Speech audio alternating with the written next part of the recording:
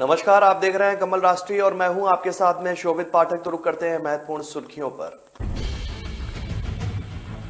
मन की बात में प्रधानमंत्री मोदी ने इमरजेंसी का किया जिक्र। कार्यक्रम को संबोधित करते हुए कहा कि मुझे मन की बात के लिए मिले कई संदेश।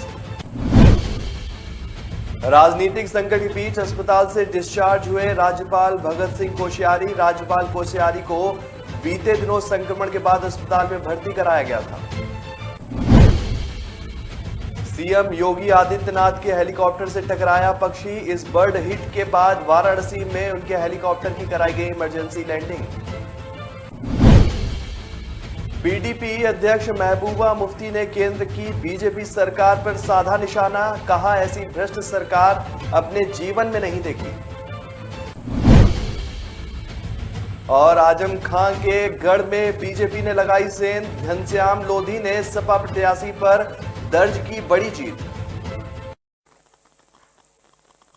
प्रधानमंत्री नरेंद्र मोदी ने आज मन की बात के 90वें एपिसोड को संबोधित किया है। प्रधानमंत्री मोदी ने आज कार्यक्रम को संबोधित करते हुए कहा कि मुझे मन की बात के लिए कई संदेश मिले, जिसके लिए मैं आप सभी का आभारी हूं।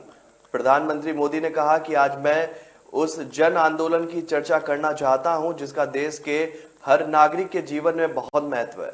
प्रधानमंत्री मोदी ने इस पर चर्चा करने से पहले कहा कि मैं आज के नौजवान जो 24-25 साल के युवाओं से सवाल करना चाहता हूं कि क्या आपको पता है कि आपके माता पिता आपकी उम्र के थे तो उनके जीवन का अधिकार छीन लिया गया था। प्रधानमंत्री मोदी ने आगे कहा कि हमारे देश में 1975 के जून महीने में इमरजेंसी लगाई गई थी, आपातकाल लागू किया गया था। उसमें देश के नागरिक से सारे अधिकार छीन लिए गए थे। प्रधानमंत्री मोदी ने आगे कहा कि उस दौरान भारत के लोकतंत्र को कुचल देने का प्रयास भी किया गया। देश की अदालतें, हर संवैधानिक संस्था, प्रेस, सब पर नियंत्रण लगा दिया गया था और ये हालत थी कि बिना स्वीकृति के कुछ भी छापा नहीं जा सकता था। प्रधानमंत्री मोदी ने आगे कहा कि उस दौरान एक अधिकार संविधान के आर्टिकल 21 के तहत सभी भारतीयों को मिला, right of life and personal liberty भी था। प्रधानमंत्री मोदी ने कहा कि भारत के लोगों ने लोकतांत्रिक तरीके से ही आपात को हटाकर वापस लोकतंत्र की स्थापना की। तानाशाही के मानसिकता को, तानाशाही वृत्ति प्रवृत्ति को लोकतांत्रिक तरीके से पराजित करने का ऐसा उदाहरण पूरी दुनिया में मिलना मुश्किल है। महाराष्ट्र के राज्यपाल भगत सिंह कोश्यारी कोरोना से ठीक होने के बाद आज अस्पताल से डिस्चार्ज हो गए। राज्यपाल कोश्यारी को बीते दिनों संक्रमण के बाद अस्पताल में भर्ती कराया गया था।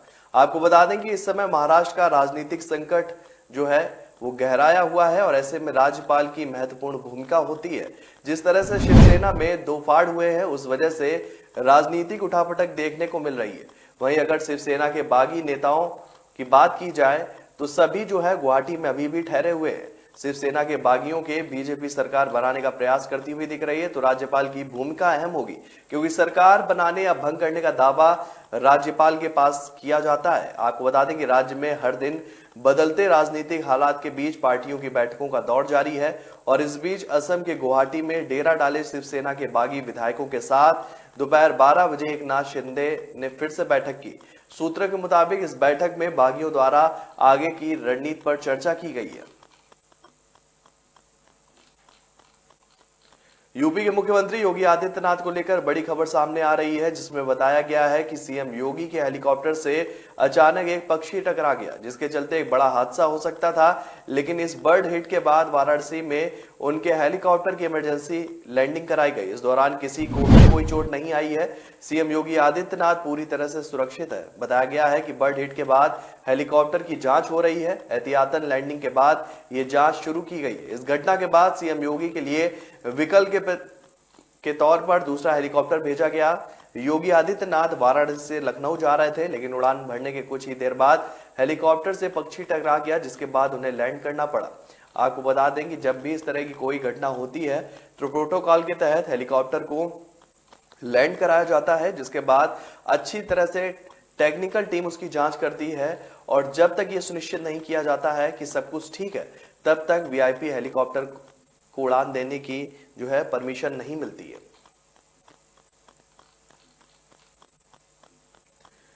जम्मू कश्मीर की पूर्व मुख्यमंत्री पीडीएफ अध्यक्ष महबूबा मुफ्ती ने केंद्र की बीजेपी सरकार पर निशाना साधा है। पीडीपी अध्यक्ष महबूबा मुफ्ती ने कहा कि इस देश को जवाहरलाल नेहरू, इंदिरा गांधी, राजीव गांधी जैसे नेताओं के खून पसीने से बनाया गया था, जिसका आधार लोकतंत्र और धर्मनिरपेक्षता था। बीजेपी इसके विपरीत चल रही है। मैंने अपने जीवन में इसे भ्रष्ट सरकार नहीं देखी है। जिस तरह से भाजपा ने मध्य प्रदेश, राजस्थान, गोवा या महाराष्ट्र में विधायकों की खरीद फरोख्त की है, भ्रष्टाचार का इससे बड़ा उदाहरण इतिहास में नहीं है। इसके अलावा पीडीपी अध्यक्ष महबूबा मुफ्ती ने जम्मू कश्मीर के मुद्दों पर बात करते हुए कहा कि हमारी नौकरियां बेची जा रही हैं, हमारी जमीन को प्राथमिकता दी जाती है और पहले सुरक्षा बलों को दी जाती है।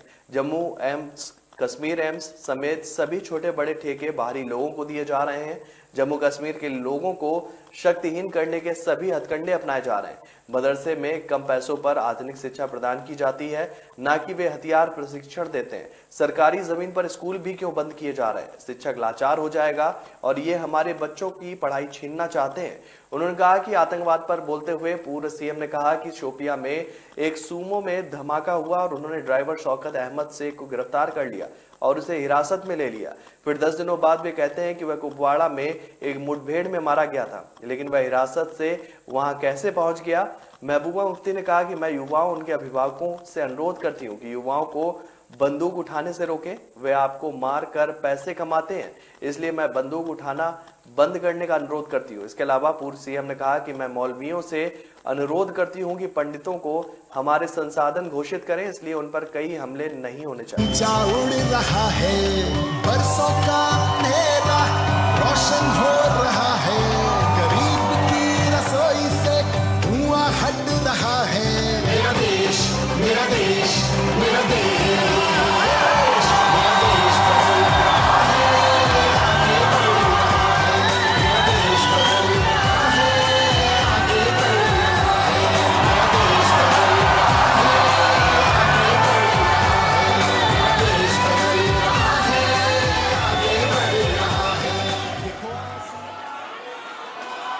Ladies and gentlemen, please be upstanding for the Indian national anthem.